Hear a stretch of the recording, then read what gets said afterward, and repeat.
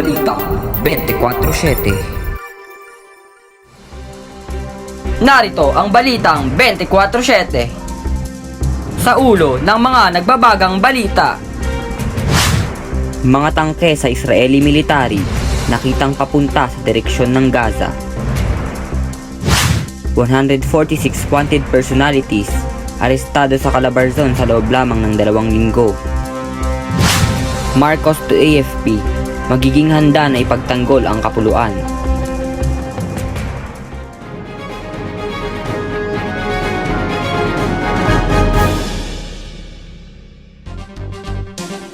Sa gitna ng patuloy na gera sa pagitan ng Israel at Hamas, may mga nakita ng tangke papasok sa Gaza.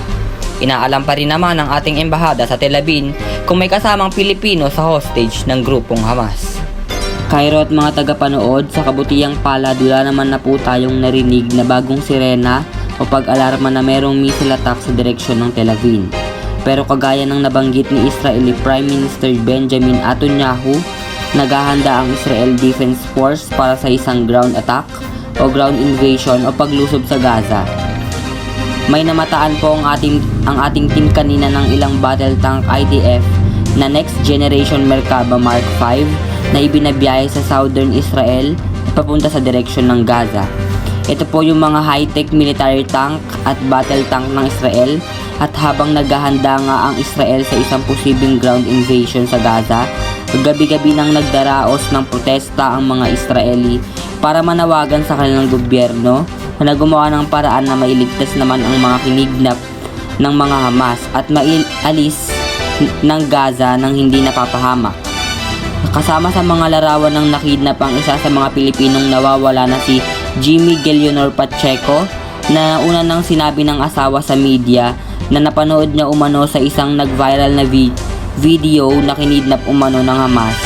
Pero ngayon po sa Philippine Embassy sa Tel Aviv sa Israel, wala pa silang opisyal na kumpirmasyon kung may Pilipino ang hawak ang Hamas, kasi wala pa rin daw kahit anong mensahe na natanggap ang gobyerno ng Pilipinas mula sa Hamas. Nabihag na nga nila ang ilan nating kababayan. Pagdating sa target na bahay sa Lucena, agad pinasok ng operatiba ng PNP Region 4A at inaresto si John Mark Encontro. Ayon sa PNP Pro 4A, wanted siya sa pagsasangkot sa hazing rise ng isang fraternity na nangyari umano sa Tayabas, Quezon. Sa hiwalay na operasyon, arestado naman ng Bacoor Police si Alvin Polias, na wanted sa kasong 2 counts ng rape noong 2004 sa Leyte.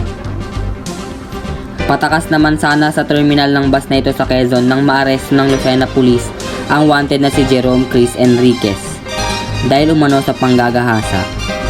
Sinisikap pa rin namin kunin ang panig ng mga naarestong sospek. Sa kabuuan, 146 na wanted personalities ang naaresto sa Calabarzon sa 2 linggong pinaigting na kampanya laban sa mga may warrant sa rehiyon. Dapat handa tayo. Ang ating sandataang lakas ay dapat na may kakayaang i-secure at ipagtanggol ang kapuluan mula sa mga umuusbong na banta, sabi ni Marcos kahapon sa oath-taking ng mga bagong na-promote na general at opisyal ng watawat ng Armed Forces of the Philippines, AFP. Sa pangunguna ni Chief of Staff General Romeo Brawner Jr. sa Ceremonial Hall ng Malacanang, binigyang diin niya ang pangangailangan para sa AFP na maging mas maliksi, flexible at tumutugon upang mas mahusay na matugunan ang mga umuusbong na issue na kaya nakaharap ng bansa.